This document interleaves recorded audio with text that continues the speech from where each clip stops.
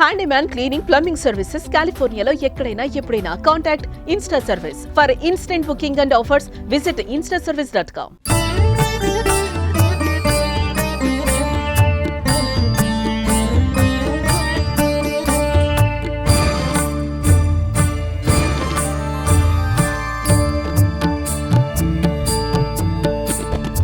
నమస్కారం. సుమన్ టీవీ యూఎస్ఏకు స్వాగతం.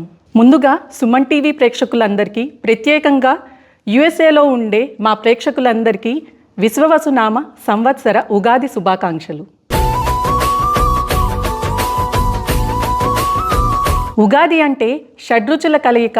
ఉగాది పచ్చడితో పాటు పంచాంగ శ్రవణం కూడా అంతే ప్రాధాన్యత కలిగింది. ఈ పంచాంగ శ్రవణం మనకి ఇవాళ అందజేయడానికి మనతో ఉన్నారు కాలిఫోర్నియాలో రివర్సైడ్లోని శ్రీ లక్ష్మీనారాయణ దేవస్థానంలో ప్రధాన అర్చకులుగా, పండితులుగా చేస్తున్న శ్రీ శ్రీ సముద్రాల కృష్ణమాచార్యులు గారు. నమస్కారం గురుగారు. నమస్కారం అండి. శుభం అండి. గురుగారు, అసలు ఉగాది అంటే ఏంటి, ఈరోజు చేయవలసిన పనులు, అలాగే పాటించవలసిన నియమాలు ఏమిటో కొంచెం వివరంగా చెప్తారా? తప్పకుండా అమ్మా. శుక్లాంబరధరం విష్ణుం శశివర్ణం చతుర్భుజం ప్రసన్నవదనం ధ్యాయేత్ సర్వవిఘ్నోపశాంతయే. యస్యద్విరతవక్త్రాధ్యాః పారిషద్యాః పరశతం విఘ్నం నిఘ్నంతి సతతం విశ్వక్సేనంతమాశ్రయే. విశ్వారాధితవేంకటేశవరదః శ్రీమन्दయావారిధే స్వామిన్నద్భుతచర్యభామకిమిదం పంచాంగమాకర్ణ్యతాం. సౌముఖ్యాద్భవదీయసన్నిధిభం యశృణ్వతాన్ దేహినాం ఆరోగ్యాది అమోఘ సంపదోదయే కుర్వంతు సర్వే గ్రహాః. అందరికీ స్వాగతం అండి. సుమన్ టీవీ ప్రేక్షకులకంతా కూడా, శ్రోతలకి. మనమంతా కూడాను భగవంతుడు మనకి ఇచ్చినటువంటి ఒక జన్మ సాఫల్యం, అందులోనూ మానవత దృష్టిలో ఉంటాం కనుక మనందరికి కూడాను తెలుసుకోవలసిన ఎన్నో విషయాలు ఉన్నాయి. దానిలో ముఖ్యంగా మనకు కావాల్సింది ఈ యొక్క యుగాది. యుగ ఆది అంటే బిగినింగ్ ఆఫ్ ద ఇయర్ అన్నట్టు మీకు ఇంగ్లీష్లో వస్తుంది. ఇక్కడ మనకు వచ్చినప్పుడు ప్రథమంగా ప్రతి సంవత్సరంలో కూడా మనం యుగాదిగా సెలబ్రేట్ చేసుకుంటుంటాం ఇప్పుడు కూడాను. దానిలో ముఖ్యంగా చైత్ర మాసంలో వచ్చేటువంటిదిగా ప్రతిసారి కూడా వస్తుంది. దీన్నే ఇక్కడ వసంత ఋతువుగా ఇక్కడ స్ప్రింగ్ అంటారు. ఇక్కడ మీరు గమనించారంటే కరెక్ట్గా ఆ సందర్భంలో పుష్పించడం కానీ అన్నీ కూడా జరుగుతుంది. మన ఊర్లో కూడా ఆ యొక్క యుగాది రోజునే కొత్తగా వచ్చిన పంటలంతా కూడాను స్వామివారికి అర్పించాలి అనే ఉద్దేశంతో ప్రప్రథమంగా గంగా స్నానం విశేష పుణ్యఫలదం అంటారు. గంగా స్నానం చేయాలి కనుక తైలాభ్యంగనం చేసుకొని, తల అంటుకొని, స్నానం చేసుకొని, కొత్త బట్టలు వేసుకొని, దాని తర్వాత వీలైనంత వరకు స్వామివారి దగ్గర కూర్చున్న తర్వాత షడ్రుసోపేతమైనటువంటి ఉగాది పచ్చడి అంటాం. దాన్ని భగవంతుడికి అర్పించేసేసి దాన్ని తిన్న తర్వాతనే మనం బయటికి వెళ్ళాలి అనే ధర్మశాస్త్రం చెప్తుంది. దానిలో ఈసారి ముఖ్యంగా మనకి విశ్వావసునామ సంవత్సరం అనేది చాలా గొప్పది. ఎందువలనంటే పెళ్లి కాని వాళ్ళందరికీ కూడాను విశేషంగా వివాహం అయ్యే శుభ సూచనలు ఉన్నాయి. అందులోనూ ఒక దేవత పేరు కనుక విశ్వవసు అనేది ఆ దేవత పేరు కనుక చాలా గొప్పమైనటువంటి పేరమ్మ. అది మీరు తెలుసుకోవాల్సింది. విశ్వవసునామ సంవత్సరంలో భూమి అంతయు సస్యశ్యామలతో ఉండి సువిష్టికరముగా ఉండును. యజ్ఞ యాగాదులు క్రతువులు నిర్వహించుట చాలా గొప్ప విశేషం. ఉన్నటువంటి ప్రజలంతా కూడాను ప్రతి దేశంలో కూడాను ఎక్కువగా వీలైనంత వరకు వాళ్ళంతా కూడాను భగవంతుని ధ్యానించడం అనేది ఎక్కువగా జరుగుతుందండి ఈసారి. మీరు అది భయం వల్ల అనుకోండి, లేదు భక్తి వల్ల అనుకోండి, కాకపోతే వాళ్ళ యొక్క ఆరోగ్యం వల్ల అనుకోండి, ఎలాగైనా అనుకున్నా సరే ఈ యొక్క సంవత్సరం ఎక్కువగా భక్తి మార్గం ఎక్కువగా ఉంటుంది అందరిలో. మరి ఈ కొత్త సంవత్సరం ప్రపంచం యొక్క పురోగతి, అలాగే ప్రత్యేకంగా యుఎస్ఏ యొక్క పురోగతి ఎలా ఉండబోతుందంటారు? ముఖ్యంగా ఈ యొక్క అమెరికాకి తీసుకుంటారనే గ్రహణాలు ఎక్కువగా ఉన్నాయండి. గ్రహణాలు ఎక్కువగా ఉన్నదాని వలన పాలకులకు ముఖ్యంగా పైనుంచి కింది వారందరికి కూడాను అస్థిమితం ఎక్కువగా ఉంటుంటుంది. గ్రహణాల వల్ల, గ్రహణ పీడ వల్ల ప్రజలకు కూడాను తెలియనటువంటి ఇబ్బందులు చాలా కలుగుతుంటాయి. ఆ ఇబ్బందుల పీడ పోవాలంటే అందరూ కూడాను వీలైనంత వరకు వాళ్ళకి తోచిన విధంగా ప్రార్థనలు చేసిన దానివల్ల చాలా వరకు కూడాను సస్యశ్యామలం అవుతుంది. ఎటు తిరిగి ఎక్కడికి వచ్చినా సరే ధ్యానం కానివ్వండి, పూజలు కానివ్వండి, వాటి వల్ల ప్రతి ఒక్కరు కూడాను మంచి ఫలితాన్ని పొందుతారు. కొంతమంది యోగా చేస్తారనుకోండి, యోగం వల్ల కూడా వాళ్ళకి మంచి కలుగుతుంటుంది. ఎప్పుడు కొంతమంది మెడిటేషన్ ధ్యానం అని అంటుంటారు, దానివల్ల కూడాను ఈ యొక్క సంవత్సరంలో మీరు తీసుకున్నారంటే ఫలితం బాగా దక్కుతుంది.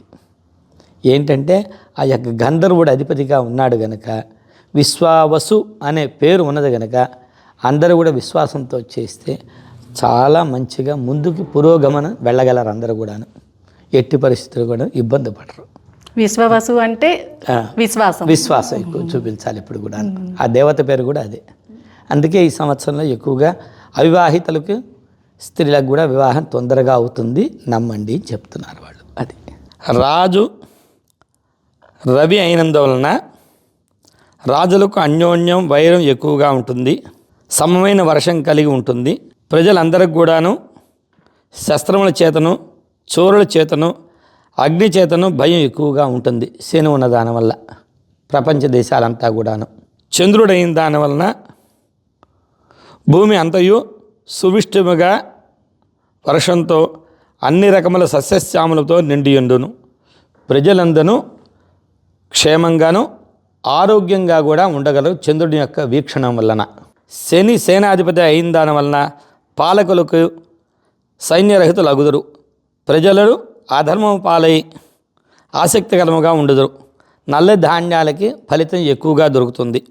సస్యాధిపతి బుధుడు అయిన దాని వలన మధ్యమైన వృష్టి స్వల్పంగా కలిగి ప్రజలందరూ భయంతో ఉంటారు. ధాన్యాధిపతి కుజుడు అయిన దాని వలన పొట్టు ధాన్యాలు, ఎర్రని ధాన్యాలు వీటన్నిటి కూడాను వెలలు ఎక్కువగా ఉంటుంటాయి. మీరు తెలుసుకోవాలంటే ముఖ్యంగా ఈ యొక్క బంగారం చాలా వరకు కూడాను విపరీతమైన వెల పెరుగుతుందండి. షేర్ మార్కెట్ అంతా కూడాను అల్లకల్లోలంగానే ఉంటుంది. ఎట్టి పరిస్థితిలోనూ ముందుకెళ్తుందని అనుకుంటారు కానీ కొద్దిగా విపరీతంగానే ఉంటాయి అన్ని విధాల. ప్రజలందరికి కూడాను తెలియని రోగాలు, అనుకోని భయము, ఒకరినొకరిపైన నమ్మకం తక్కువ అవుతూ ఉంటుంది. ఏది ఏమైనా సరే సస్యంగా ముందుకు వెళ్ళటమే జరుగుతుందండి. ఎండ్ ఆఫ్ ద స్టోరీ తీసుకున్నారంటే ఒక పైకి వెళ్ళేసేసి మొత్తం కూడాను సుభిక్షంగాను ముగిస్తుంది. ఎండ్ మాత్రం చాలా బాగుంటుంది.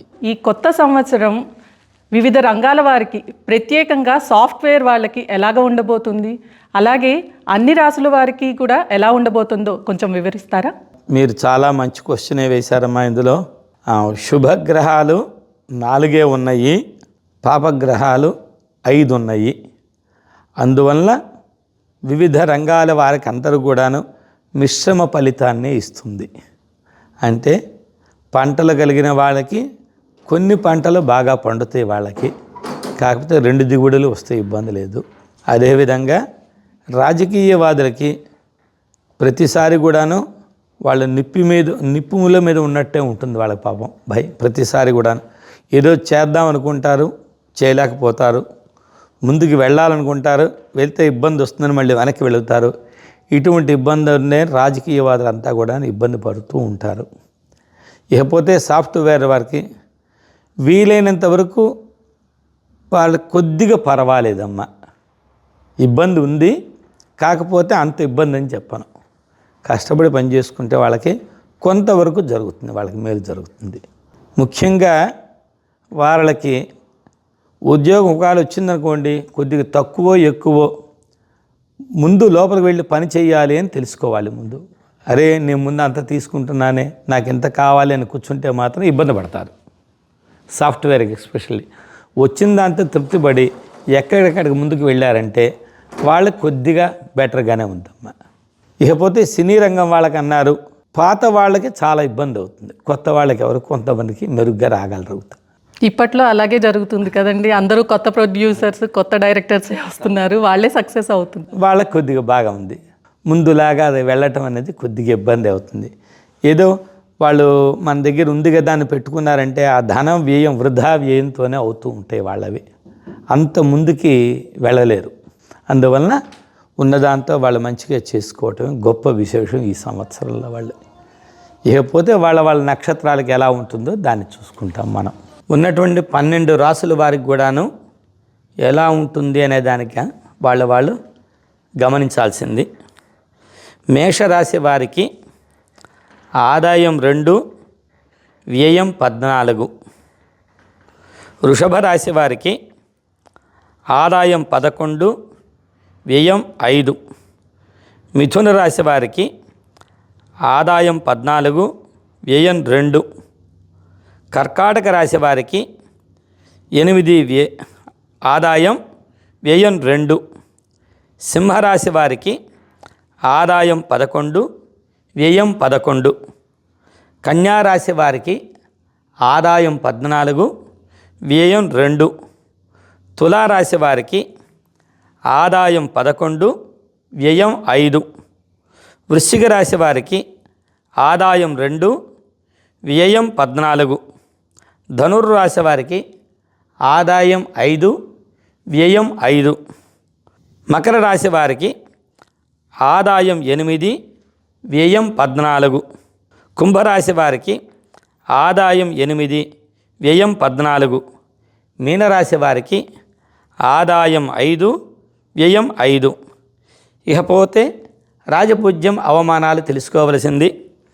మేషరాశి వారికి రాజపూజ్యం 5, అవమానం 7. వృషభ రాశి వారికి రాజపూజ్యం 1, అవమానం 3. మిథున రాశి వారికి రాజపూజ్యం 4, అవమానం 3.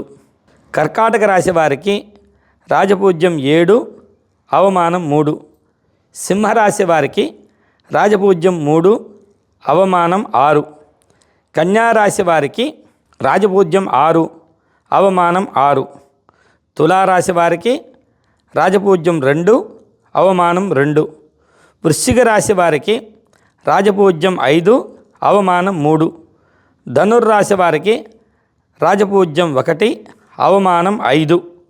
మకర రాశి వారికి రాజపూజ్యం 4, అవమానం 5. కుంభరాశి వారికి రాజపూజ్యం 3, అవమానం 5. మీనరాశి వారికి రాజపూజ్యం 3, అవమానం 4. ఇకపోతే కందాయ ఫలాలు వారి నక్షత్ర ప్రకారంగా వెళ్ళాల్సింది. మొదటి 4 నెలలు, తర్వాత 4 నెలలు, తర్వాత 4 నెలలు, అంటే ఒక సంవత్సరంలో 12 నెలలు. దాన్ని ఒక్కొక్క 4 నెలలుగా విభజిస్తారు పంచాంగాల్లో. దాని ప్రకారంగా వాళ్ళ ఆదాయాలు ఎలా ఉంటుంది చూసుకోండి. అశ్విని నక్షత్రం వారికి 3, రెండోది పూజ్యం, మూడోది 4. భరణి నక్షత్రం వారికి 6, 1, 1. కృతికా నక్షత్రం వారికి 1, 2, 3. రోహిణి నక్షత్రం వారికి 4, పూజ్యం, పూజ్యం. మృగశిర నక్షత్రం వారికి 7, 1, 2. ఆర్ద్ర నక్షత్రం వారికి 2, 2, 4. పునర్వసు నక్షత్రం వారికి 5, పూజ్యం, 1. పుష్య నక్షత్రం వారికి 3, 1, 3. ఆశ్లేష నక్షత్రం కలిగిన వారికి 3, 2, పూజ్యం. మఖా నక్షత్రం కలిగిన వారికి 6, పూజ్యం, 2. పుబ్బా నక్షత్రం వారికి 1, 1, 4. ఉత్తర నక్షత్రం గల వారికి 4, 2, 1. హస్త నక్షత్రం వారికి 7, పూజ్యం, 3. చిత్తా నక్షత్రం వారికి 2, 1, పూజ్యం. స్వాతి నక్షత్రం వారికి 5, 2, 2. విశాఖ నక్షత్రం వారికి పూజ్యం, పూజ్యం, 4. అనురాధ నక్షత్రం వారికి 3, 1, 1. జ్యేష్ఠ నక్షత్రం వారికి 6, 2, 3. మూలా నక్షత్రం వారికి 1, పూజ్యం, పూజ్యం. పూర్వాషాఢ నక్షత్రం వారికి 4, 1, 2. ఉత్తరాషాఢ నక్షత్రం వారికి 7, 2, 4. శ్రవణ నక్షత్రం వారికి 2, పూజ్యం, 1. ధనిష్ఠ నక్షత్రం వారికి 5, 1, 5. శతభిష నక్షత్రం వారికి పూజ్యం 2 పూజ్యం పూర్వాభాద్ర నక్షత్రం వారికి 3 పూజ్యం 2 ఉత్తరాభాద్ర నక్షత్రం వారికి 6 1 4 రేవతి నక్షత్రం వారికి 1 2 1. ఈ యొక్క కందాయ ఫలాలను బట్టి చూస్తే బేసి సంఖ్య సరి సంఖ్య ఉన్నది కనుక ఆదాయం కంటే కూడాను ఖర్చే ఎక్కువగా ఉంటుంది. ప్రజల్లో ఎక్కువగాను అప్పులు తీసేదానిలో ఎక్కువగా మక్కువగా ఉంటారు. అందువలన జాగ్రత్తగా అప్పులు చేసి తీర్చుకునే దానిలో ఉండండి. విశేషంగా ప్రతి ఒక్కరు కూడాను పెద్ద బృహత్పాదం అంటాడు, పెద్ద అంగ వేయకండి. ఆగి తూచి నిదానంగా వెళ్ళారంటే మీరు జయించగలుగుతారు. ఉన్నట్టుండి పైకి వెళ్ళారంటే మాత్రం చాలా ఇబ్బందులు కలుగుతాయి. ఈ యొక్క నక్షత్ర రాశి ఫలాల ప్రకారంగా మేషరాశి వారికి ఎలాంటి పరిహారాలు చేసుకోవాలండి? పరిహారం వచ్చేసి విష్ణు సహస్రనామ పారాయణం చేసుకొని నెయ్యి దీపం పెట్టినంత మాత్రాన వారికి కొద్దిగా మంచి కలుగుతుంది. వృషభ రాశి వారికి ఎలాంటి పరిహారాలు చేసుకోవాలి? వృషభ రాశి వారు లలితా సహస్రనామ పారాయణం చేసుకొని వీలైతే ఆంజనేయ స్వామి వారికి వెళ్ళేసేసి ప్రతి మంగళవారం ప్రదక్షిణాలు చేసినట్లయితే వారికి పరిహారం కలుగుతుందమ్మా. మిథున రాశి వారికి ఎలాంటి పరిహారాలు చేసుకోవాలంటారు? మిథున రాశి వారు వచ్చి విష్ణు సహస్రనామ పారాయణం, వెంకటేశ్వర ఆరాధనం ఆర్ విష్ణు ఆరాధన చేస్తే వాళ్ళకి చాలా మంచి కలుగుతుందమ్మా. దానివలన కర్కాటక రాశి వారి గురించి చెప్తారా? కర్కాటక రాశి వారికి దత్తాత్రేయ ఆరాధన చేసుకొని వాళ్ళ గురువందనం చేసుకున్నట్లయితే వారికి మంచి కలుగుతుందమ్మా. సింహరాశి వారికి ఎలాంటి పరిహారాలు చెప్తారండి? సింహరాశి వారు సంపూర్ణ నవగ్రహ జపం హోమాలు చేసినట్లయితే వారికి మంచి కలుగుతుందమ్మా. కన్యా రాశి వారికి ఎలాంటి పరిహారాలు చెప్తారు? కన్యారాశి వారు లలితా సహస్రనామ పారాయణం విశేషంగా గురువందనంతో వారికి మంచి కలుగుతుందమ్మా. కన్యారాశికి. తులారాశి వారికి ఎలా ఉంది? తులారాశి వారు సుందరకాండం పారాయణం చేసి శ్రీరామ పట్టాభిషేకం చేసినట్లయితే పట్టాభిషేకంతో సహా వాళ్ళకి చాలా మంచి కలుగుతుందమ్మా. వాళ్ళకి. వృశ్చిక రాశి వారు ఎలాంటి పరిహారాలు చేసుకోవాలండి? వృశ్చిక రాశి వారు ముఖ్యంగా శ్రీమద్ రామాయణ పారాయణం చేసేసి వాళ్ళు కూడాను పట్టాభిషేకం చేసి 10 మందికి అన్నదానం చేసినట్లయితే వారికి చాలా మంచి కలుగుతుందమ్మా. ధనస్సు రాశి వారికి పరిహారాలు ఏం చెప్తారు? ధనుర్రాశి వారు ముఖ్యంగా హనుమంతుని పట్టుకొని పూజించినట్లయితే వాళ్ళకి మంచి కలుగుతుందమ్మా. మకర రాశి వారికి ఎలాంటి పరిహారాలు చేసుకోవాలి? మకర రాశి వారు విష్ణు సహస్రనామ పారాయణంతోనే వెంకటేశ్వర ఆరాధన చేసినట్లయితే ఆ యొక్క కలియుగ ప్రత్యక్ష దైవం వాళ్ళకి మంచి చేస్తారమ్మా. కుంభరాశి వారికి ఎలాంటి పరిహారాలు చెప్తారు? కుంభరాశి వారికి సంపూర్ణ నవగ్రహ హోమం, నవగ్రహ శాంతులు జపాలు చేస్తే మంచి కలుగుతుంది వాళ్ళకి కుంభానికి. మీనరాశి వారు ఎలాంటి పరిహారాలు చేసుకోవాలి? మీనరాశి వారికి లలితా సహస్రనామ పారాయణం చేసినట్లయితే ప్రతినిత్యం కూడాను వాళ్ళకి మంచి కలుగుతుందమ్మా. ప్రత్యేకంగా ప్రతి ఒక్కరు కూడాను ఒక ఆధ్యాత్మిక చింతనతో ఉండేసి స్వామివారిని కొలిచినట్లయితే అన్ని గ్రహాలు కూడాను వాళ్ళకి స్వాధీనం అవుతాయి. ఎలాగానంటే మనకి తలనొప్పి వచ్చినప్పుడు తైలనాలు వేసుకుంటే ఎలాగైతే తలనొప్పి పోతుందో అదేవిధంగా ఈ యొక్క పరిహారాల ద్వారా స్వామివారిని నమ్మటం ద్వారా మనకి తలనొప్పులన్నీ కూడా పోతాయి. గ్రహాల వల్ల కూడా అంతా మంచి కలుగుతుంది. ఈ యొక్క గ్రహాలు ఎన్ని విధాలా ఎన్ని ఉన్నా సరే ఆ సర్వేశ్వరుడు ఆ వెంకన్న బాబు అందరికి కూడాను మంచిని ఇవ్వాలని చెప్పి కోరుకుంటూ ముగిస్తూ ఉన్నాను. ముఖ్య సూచన, ఈ యొక్క సంవత్సరం ప్రతి ఒక్కరికి కూడాను అనారోగ్య పరిస్థితులు ఎక్కువగా ఉన్నదానివల్ల ప్రతి ఒక్కరు కూడాను వీలైనంతవరకు ప్రతి ఆదివారం సూర్య నమస్కారం చేస్తూ వారికి అర్ఘ్యం ఇచ్చినట్లయితే 12 సార్లు సింపుల్ అందరికి కూడా ప్రతి ఒక్కరికి అర్ఘ్యం ఇచ్చినట్లయితే ఆరోగ్యం బాగా కలుగుతుంది. ఆరోగ్యం భాస్కరాదిచ్చేత్, ఆరోగ్యం ఎవరి వల్ల కలుగుతుంది అంటే ఖచ్చితంగా సూర్యుని వల్లనే కలుగుతుంది. వీలైనంతవరకు తెల్లారి 5 గంటలకు లేచేయమని చెప్పలేదు, 8 గంటలు లేచినా సరే కొద్దిగా స్వామివారికి అర్ఘ్యం ఇచ్చేసి దండం పెట్టి ప్రార్థించినట్లయితే ఆరోగ్యం కుదుట పడుతుంది, మనసు కూడా నెమ్మదిగా ఉంటుంది. ముఖ్యంగా ఇది మాత్రం ప్రతి ఒక్కరూ పాటించాల్సినటువంటి నియమం. గురువుగారు, ఇప్పుడు అర్ఘ్యం అని చెప్తున్నారు కదా సూర్యుడికి, అందరికీ తెలియదు కదా ఎలా చేయాలనేది, కొంచెం వివరంగా చెప్తారా? ఎలా చేయాలి, ఏ టైంలో చేయొచ్చు? వీలైనంత వరకు తెల్లారి లేచిన తర్వాత సూర్యుడు వచ్చిన తర్వాత ఒక్కోసారి సూర్యుని మనం చూడలేం అనుకోండి, మేఘాలు వచ్చినప్పుడు అటువంటప్పుడు స్నానం చేసిన వెంటనే ఇలాగ నీళ్లు దోశలతో తీసుకొని నుంచొని ఇలాగ పోస్తామమ్మ సూర్యుడికి అర్ఘ్యం. ఒక్కోసారి కూడా ఇలాగ 12 సార్లు సూర్యుడిని ఓం సూర్యగ్రహాయన అన్నా సరే, ఏదో ఆదిత్యాయ నమః చెప్పినా సరే, మొత్తం 12 నామావళి సపరేట్గా వస్తుంది. 12 చెప్పాలని లేదు, సూర్యుని తలుచుకొని నీళ్ళు వదిలితేనే చాలు. దానివల్ల మంచి మెరుగుపైన ఆరోగ్యం కలుగుతుంది, మనిషికి ఒక తేజస్సు కూడా వస్తుందమ్మా. ఈ మధ్య కాలంలో వింటున్నానండి, అంటే సూర్యుడికి అర్ఘ్యం ఇచ్చేటప్పుడు దాంట్లో కొంచెం బెల్లం పసుపు వేసి ఇస్తే ఆరోగ్యం బాగుంటుంది అన్నట్టు చెప్తున్నారు. అదే ఎవరెవరు చెప్తారు, కాదని లేదు. ఉత్త నీళ్లు మాత్రం ఇస్తే చాలమ్మా, అవన్నీ వెయ్యక్కర్లేదు. ఉత్త నీళ్ళు ఇస్తేనే చాలు. చేస్తాం కొద్దిగా బెల్లం నైవేద్యం చేస్తాం, ఒక పుష్పం పెడతాం, అది వాళ్ళ ఇష్టం. సులభంగా అయ్యేది, ప్రతి ఒక్కరికి అయ్యేది నీళ్ళు వదలటం అవుతుంది, అది వదిలితే చాలు. అది గురువుగారు, ఈ కొత్త సంవత్సరంలో మనకి షష్టగ్రహ కూటమి వస్తుందని విన్నాను. అది చాలా నష్టాలు కలగజేస్తుందని కూడా విన్నాను. దాని గురించి కొంచెం చెప్తారా? నిజమేనమ్మా, దానివల్ల చాలా ఇబ్బందులు కలుగుతాయి. దానికి కదా ముందుగానే సూచనలు ఇచ్చాం. అనారోగ్యం ఎక్కువగా ఉంటుందన్నాం, నష్టాలు ఎక్కువగా కలుగుతాయని చెప్పాము. ఆ షష్టగ్రహ కూటమి వల్లను, పాపగ్రహాలు 5 ఉన్నదాని వలన, వీటన్నిటిని ఇబ్బందుల వల్లనే అందరూ కూడాను ప్రజలు ఇబ్బందుల్లో పడతారు. ఒకరినొకరు నమ్మకాలు కోల్పోతారని చెప్పాను, ఉన్మాదులు అవుతారని చెప్పాను. అలా లేకుండా ఉండేదానికే వీలైనంత వరకు సన్మార్గంలో వెళ్ళమని చెప్పింది. షష్టగ్రహ కూటమి ఉంటుంది. ఈ గ్రహాలు ఎంత ఉన్నా సరే మనం చేయాల్సిన కార్యక్రమాలు సక్రమంగా చేస్తే గ్రహాలన్నీ కూడాను అనుకూలంగానే వస్తాయి. అదే మన ధర్మశాస్త్రంలో చెప్పేది. ఈ గ్రహాలు వచ్చినప్పుడు మన వాళ్ళంతా కూడా పెద్దలు చెప్పేవాళ్ళు, ప్రదక్షిణాలు చేయండి, నెయ్యి దీపారాధన చేయండి, 10 మందికి దానం చేయండి, ఇవన్నీ చెప్తారు. ముఖ్యంగా ఈ సంవత్సరంలో ప్రతి ఒక్కరు కూడా యజ్ఞాలు ఎక్కువ చేయబోతారు.